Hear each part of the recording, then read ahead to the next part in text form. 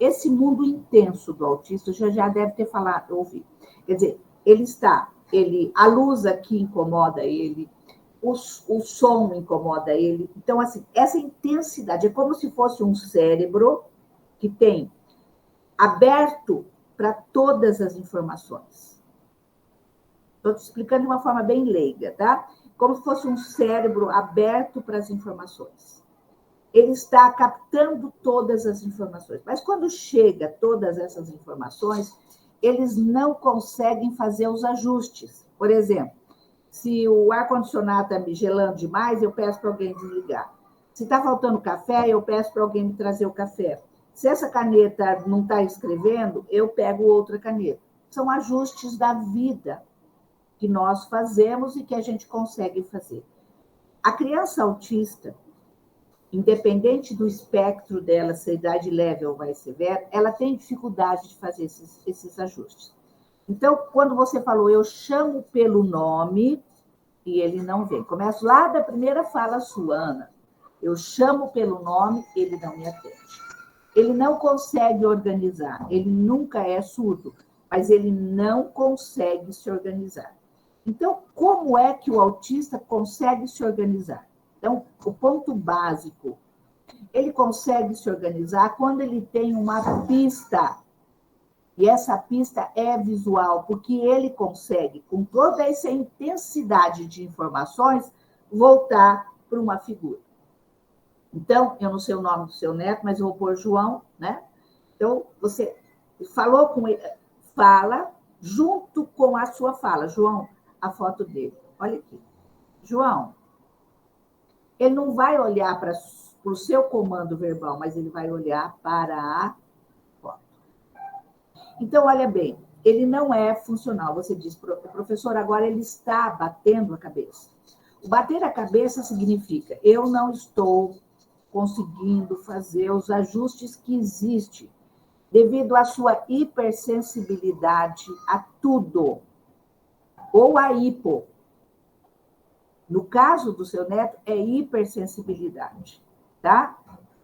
Vocês lembram que eu não estou falando de diagnóstico, mas eu estou mostrando as pistas que ele tem. Essa hipersensibilidade é a intensidade. Então, ele está batendo a cabeça, como quem diz, eu bato a cabeça porque eu não sei funcionar neste universo que você está me mostrando, vó. Então, olha bem, as fotos são as que organizam. Então, por exemplo, ele é água, é café que ele gosta, é leite que ele gosta, tem todas, nós falamos isso de linguagem alternativa. Essa linguagem alternativa auxilia, só que não é um passe de mágica. Eu vou fazer hoje, vai acontecer. Você vai mostrar. Você vai ter que abrir esse canal para ele poder entender este universo, Ana. Porque assim, ele não consegue ouvir o nome dele com aquele mundo que está girando em volta dele. Por isso que ele não nos ouve. Mas por que ele ouve a galinha pintadinha? Porque ali tem uma gamificação, quem sabe explicar melhor que eu é o Lucas, é uma gamificação de telas. A tela tem som, tem luz, tem movimento, tem cores e mais outras informações. Isso chama atenção, porque o mundo dele é assim, é intenso. Está me entendendo? Então, agora nós vamos pegar esse mundo e vamos detalhar esse mundo para ele. Esse é o João, a água do João, a comida do João, a irmã do João, a mãe do João, a avó. Mas, peraí, por que eu preciso mostrar a avó do João? Eu preciso mostrar a avó, porque ele não consegue... Nós, olha, quantas expressões eu já fiz da hora que eu comecei a falar com vocês? Eles não conseguem fazer essa leitura dessas expressões. Por que nós trabalhamos com as expressões? Porque eles não conseguem fazer a leitura. Então, quando você mostra a Ana para ele, olha, a vovó quer falar com você. Ele não precisa ver esse monte de expressões que nós fazemos. A foto, ela é praticamente uma imagem pronta. Então, logicamente, você vai sempre usar essas imagens? Não. Conforme você for vendo que ele já vai entendendo, ele já vai entrando no nosso mundo. Nós jamais vamos transformar ele numa pessoa típica, mas nós vamos dar pistas funcionais para que quando ele for adolescente, adulto, ele seja, como você mesmo disse, Ana, o mais funcional possível. O mais funcional possível. E todo o nosso curso, quando você fala, quando eu vou falando sobre a criança TEA, vamos lá no primeiro módulo, quando eu falo da rotina familiar, a criança precisa. Teve uma mãe de São Miguel do Iguaçu, uma cidade próxima de Londrina, no Paraná, a casa dela se transformou em imagens. Eu até um dia vou convidá-la para falar sobre isso. E ela transformou. Mas vocês viram o tanto que essa criança se regulou. Por isso nós falamos de autorregulação. Será que você está me entendendo, Ana? Assim, nada na vida são passes de mágicas. Eu vejo assim, é uma organização da vida dele. Lembraram, sempre lembra, esse mundo intenso deles. Quando nós falamos né, quem é esta criança, eles falam que essa criança tem uma desordem, um transtorno do neurodesenvolvimento. Alguns autores falam desordem. Essa desordem. Quer dizer, ele não consegue, ele não é o cognitivo que não é preservado. É a desordem que ele tem diante desse mundo intenso que ele é apresentado para ele. Faça um portfólio. Se você não consegue pôr na parede, não consegue organizar, eu falo que a porta da geladeira é um recurso maravilhoso, porque ele tem imã. Põe um imã na figura e deixa na porta da geladeira. Porque ele precisa dessa rotina. Como que nós vamos melhorar, vamos normalizar esse comportamento? Através de um passo a passo, de uma organização. Nós organizamos a nossa vida. A gente faz esse passo a passo na nossa vida, mas nós somos um cérebro típico. Ele precisa dessa imagem. Porque, assim, graças a Deus que a ciência descobriu que eles são leitores visuais. Então, aí é o caminho. Se ele é um leitor visual, por causa dessa intensidade de informações que ele recebe, é por ali que nós vamos desbravar esse mundo. É por ali que nós conseguimos organizar cada um deles.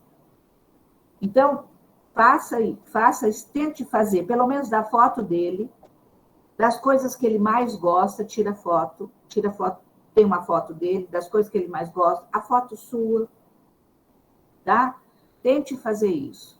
Faça com poucas coisas. Não adianta você querer, é que nem essa mãe que eu falei que a casa virou cheia de imagens, porque ela foi começando do pouco. Primeiro foi a foto dele, ela mora com a mãe, com os avós da criança, né? Então, ela tem a foto, começou apresentando para ele quem estava na casa dela. Ela, ele e o avô e a avó e o marido. Então, eram 5 pessoas. Então, quer dizer, ele começa a perceber que neste mundo intenso que ele mora, ele tem aquelas 5 pessoas. O que ele gostava mais? Ele gostava de uma determinada bolacha, então tinha a fotografia da bolacha. Então, quando ele queria bolacha, ele ia lá. Quando ele queria água, ele ia lá. Porque assim, mas ele é verbal, meu filho é verbal, o seu não é verbal ainda, seu neto, tá? Mas ele chega numa linguagem. Nós sabemos que muitos autistas não irão falar, mas eu aposto que toda criança estimulada precocemente, que é o caso do seu neto, ele vai falar, tá? A ciência tem falado que 70% dos autistas não irão falar. Mas eu tenho visto crianças autistas que, às vezes, o mundo era tão intenso, eu não falo que era um mundo muito intenso, a desorganização era tanta. A partir do momento que você começa a mensurar esse mundo, você dá pistas para que ele possa falar. Então, fica aqui minhas dicas, né? Minhas sugestões de trabalho de quem atravessa por o problema também. Primeiro, eu atravessei, como vocês sabem, 40 anos trabalhando na educação especial, não é um dia, não é 2, né? E nos últimos 15 anos com pessoas autistas. E a gente tem visto que a família que E o profissional que permanece nessa batida, nessas dicas, a criança muda. Nós não vamos transformar ela numa criança típica, mas nós vamos auxiliar ela nessa intensidade que eles têm de receber todas as informações juntas e misturadas, né?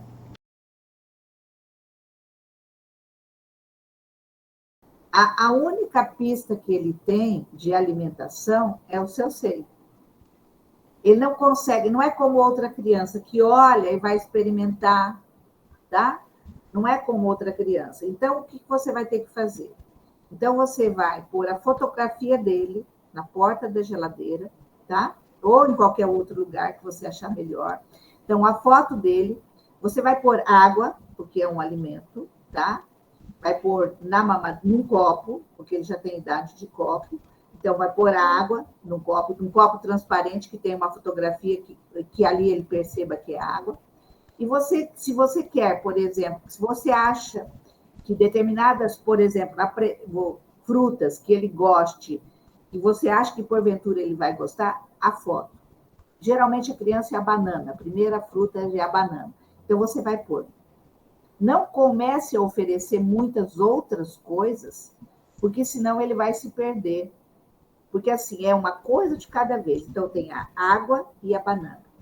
Naquele momento, lembraram que eu falo das pistas mentais? Como é que eu falo sempre, Lucas? A palavra mágica.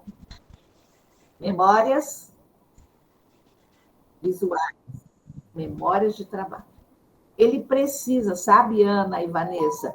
Ele precisa, e meninas, ele precisa de ter na cabeça. Não é como nós, a gente faz a memória de trabalho vendo, só vendo aqui, ó. Tem um monte de coisa, tem roupa para guardar aqui, tem cachorro que precisa beber mais água. Então, eu faço a minha vida. Nós, pessoas típicas, eles não têm. A memória de trabalho tem que ser criada por nós, para ele. Então, quando você põe a foto dele, copo de água e a banana, você já está dando para ele memória de trabalho. Você está entendendo? Não é que ele vê, ele viu, ele está vendo, eu estou mostrando. Gente, mostrar não é memória de trabalho para o autista. A memória de trabalho é a figura que você já está mostrando para ele, para que ele possa se organizar. Então, neste primeiro momento, Vanessa, você não é que você vai deixar de dar o peito nesse momento, mas você tem que apresentar outras coisas. Neste momento, às vezes a gente quer tirar e não apresenta outras coisas. Então, comece por, em algum lugar, ou num albinho para ele, a foto dele, a sua foto, de mais pessoas que tem dentro de casa, e o copo de água e uma banana. Porque você está dando oportunidade dessas pistas visuais, dessas memórias de trabalho para ele. Entendeu? Sim. Lembrando, entendeu, Ana, também? Isso é também para você. Não adianta a gente querer mostrar todo mundo. Você tem que criar na cabecinha dele memória. Ele não faz essa leitura que eu e você estamos fazendo. Você está na casa de vocês, além do computador, tem um monte de coisas que vocês precisam fazer. Vocês já vão criando a memória de trabalho. Terminando aqui, eu vou fazer isso, isso, isso. Eles não têm ainda esta orientação. Então, eu preciso criar essas memórias de trabalho.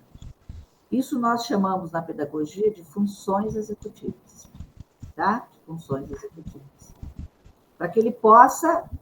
Agora, eu vou pegar num copo, porque eu, vendo aquele copo, eu posso pegar um copo e tomar água. A memória de trabalho, o cérebro da criança autista, ela processa as informações todas juntas e misturadas. Então, não tem jeito delas saírem do seio e entrar no copo de leite ou na mamadeira de leite. Eu aconselho o copo de leite, tá? Copo de leite. Não tem como sair de um lugar para outro se eu não der essas pistas. É eu que tenho que dar essas... Mas eu volto a falar aquilo que eu falei para a Ana, isso não é uma... É com exatidão, não é um passe de mágica. Aconteceu. Foi bom você estar falando da televisão e do copo de água. Gente, telas digitais não podem, quando você quer ensinar a eles esse mundo intenso deles, quando você utiliza a tela como reforço para ele pegar água, não é adequado. Não estou dizendo que é errado, mas não é uma ferramenta adequada. Porque assim, você está reforçando o uso constante da tela.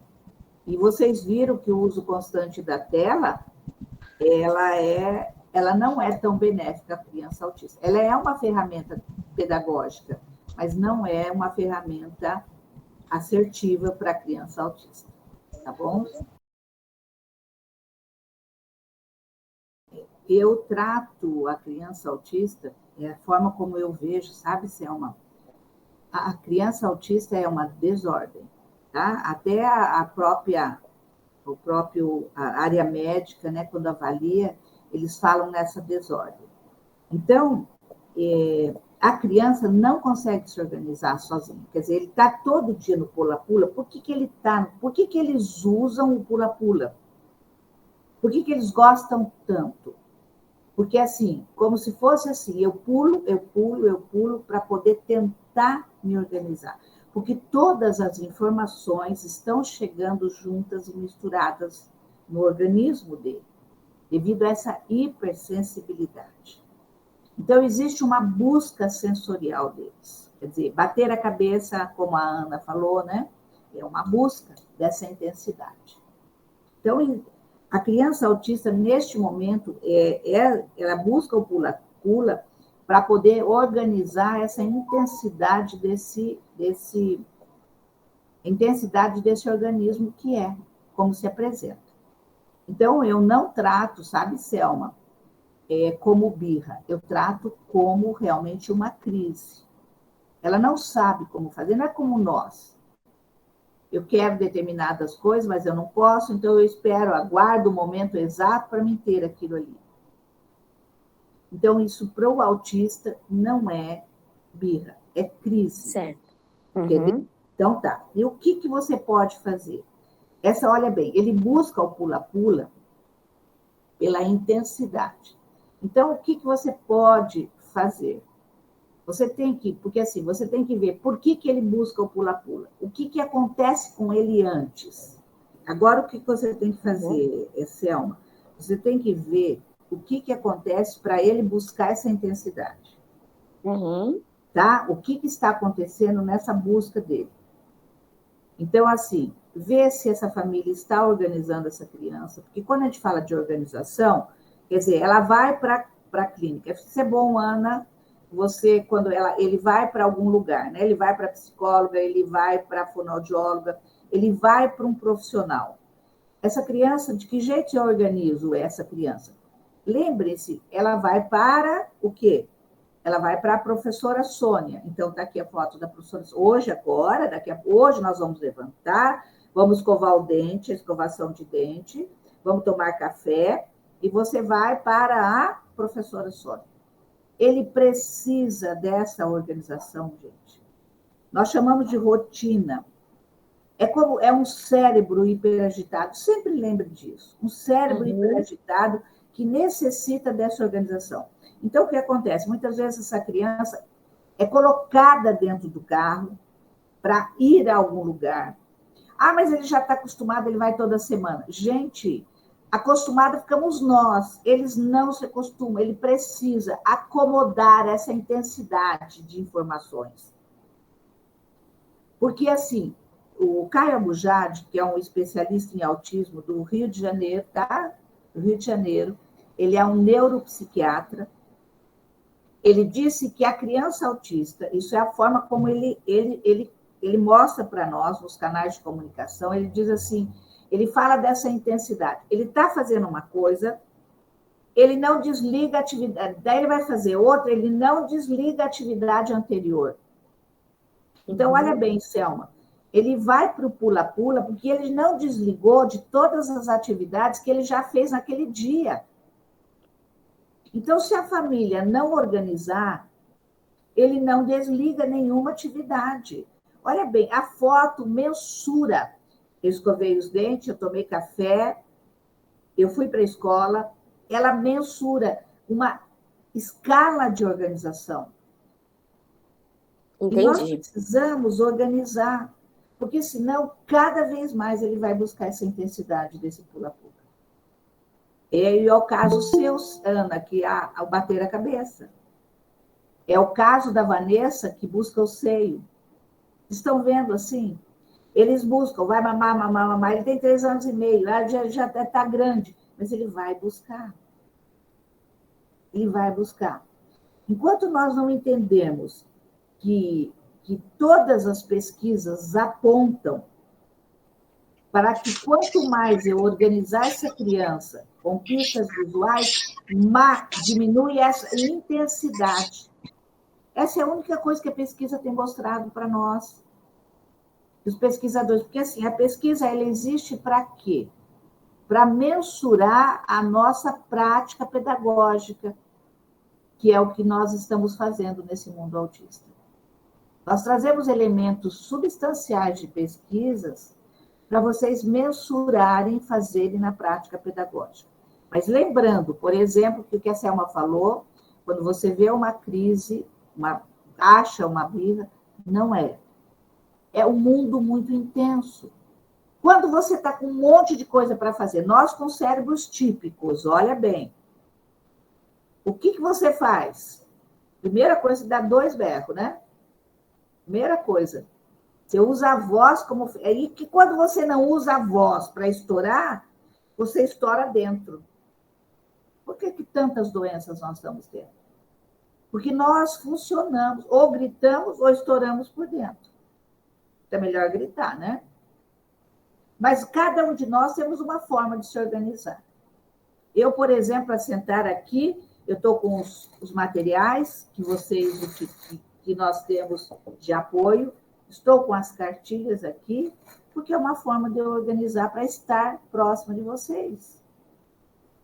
Então, a criança autista não tem esse mecanismo de busca que nós adultos, que nós pessoas típicas temos.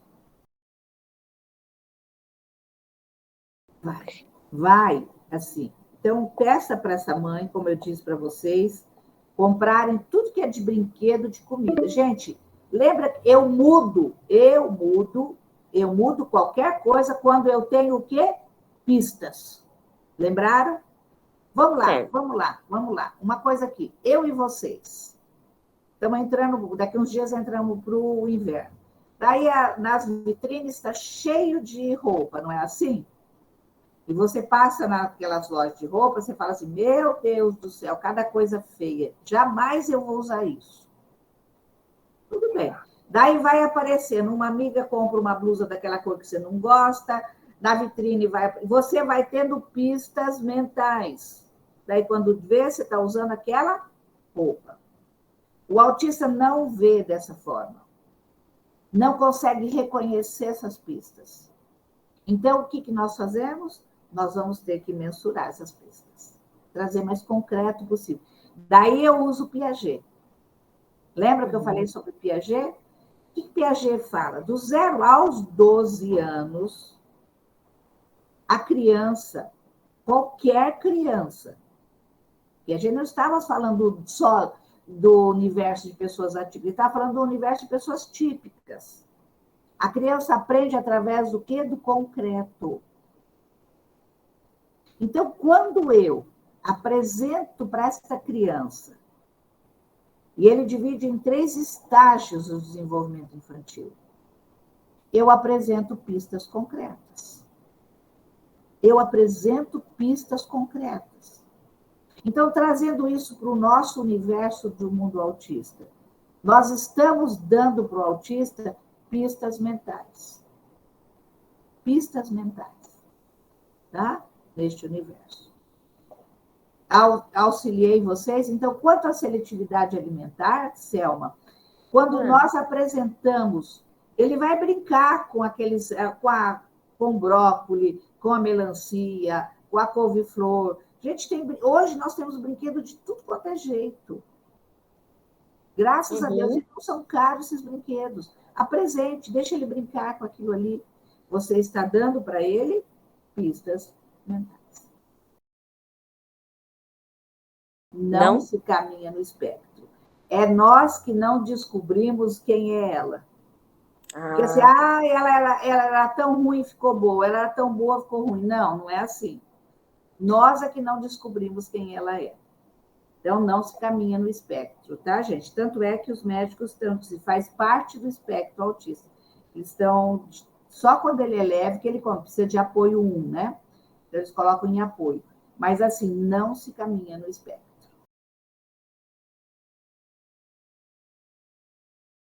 Então, significa de uma inteligência absurda, que nós sabemos que eles têm, mas nós temos que ajudar eles nas coisas básicas. A dificuldade do autista é interagir, a dificuldade do autista é se comunicar. E, consequentemente, tem comportamentos alterados. Mas o que nós vemos é o comportamento alterado. Então, eu tenho que ajudar ele. Se eu quero diminuir essa intensidade de comportamento, eu tenho que ajudá-lo a quê?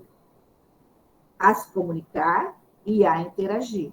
A fazer esses ajustes com o mundo tão necessários para que a gente diminua a intensidade dos comportamentos. Tudo bem? Então, vou repetir.